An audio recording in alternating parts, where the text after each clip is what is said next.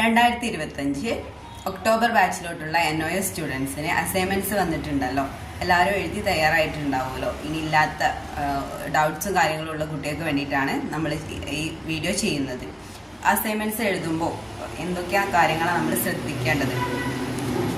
അസൈൻമെന്റ്സിന്റെ front page ഇതുപോലെ ആയിരിക്കണം. അതിൽ അസൈൻമെന്റ്സ് എന്ന് എഴുതണം, അതുപോലെ തന്നെ സബ്ജക്റ്റ്, പിന്നെ എഴുതുന്ന 5 കാര്യങ്ങൾ: name, enrol number, number, subject code, study centre. ഇത്രയും കാര്യങ്ങളാണ് ഫസ്റ്റ് പേജിൽ എഴുതേണ്ടത്. അസൈൻമെൻറ്റ്സിന് 5 ക്വസ്റ്റ്യൻസ് ആണ് വരുന്നത്. ക്വസ്റ്റ്യനും ആൻസറും വൃത്തിയായിട്ട് എഴുതണം. അതുപോലെ തന്നെ A ക്വസ്റ്റ്യൻ ആണോ B ക്വസ്റ്റ്യൻ ആണെന്നുള്ളത് നിർബന്ധമായിട്ട് മെൻഷൻ ചെയ്യുകയും വേണം.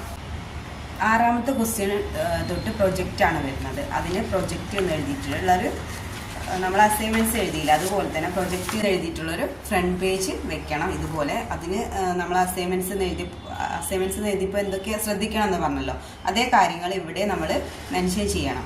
നല്ല വൃത്തിക്ക് എഴുതണം. അതുപോലെ തന്നെ ഹാൻഡ് റൈറ്റിങ്ങിനും നീറ്റ്നെസ്സിനും സെപ്പറേറ്റ് മാർക്ക് ഉണ്ടായിരിക്കും. 20 മാർക്കാണ് നമുക്ക് അസൈൻമെൻറ്റ്സിന് കിട്ടുന്നത്. അപ്പോൾ അതൊന്ന് നമ്മളൊന്ന് ശ്രദ്ധിച്ച് എഴുതി ആ മാർക്ക് മൊത്തം നമുക്ക് സ്കോർ ചെയ്യാൻ പറ്റുന്നേ ഉള്ളൂ. പിന്നെ ശ്രദ്ധിക്കേണ്ടത് ബ്ലൂവോ ബ്ലാക്കോ മാത്രമേ യൂസ് ചെയ്യാൻ പാടുള്ളൂ. സ്കാൻ ചെയ്തിട്ട് നമുക്ക് അപ്ലോഡ് ചെയ്യാനുള്ളതാണ്. Last date July 31. അപ്പോൾ അതിന് മുൻപ് എല്ലാവരും സബ്മിറ്റ് ചെയ്യാൻ ശ്രമിക്കുക. അത് കഴിഞ്ഞാൽ പിന്നെ നമുക്ക് ഹ്യൂജ് എമൗണ്ട് കൊടുത്തിട്ട് വേണ്ടി വരും അത് അപ്ലോഡ് ചെയ്യാൻ.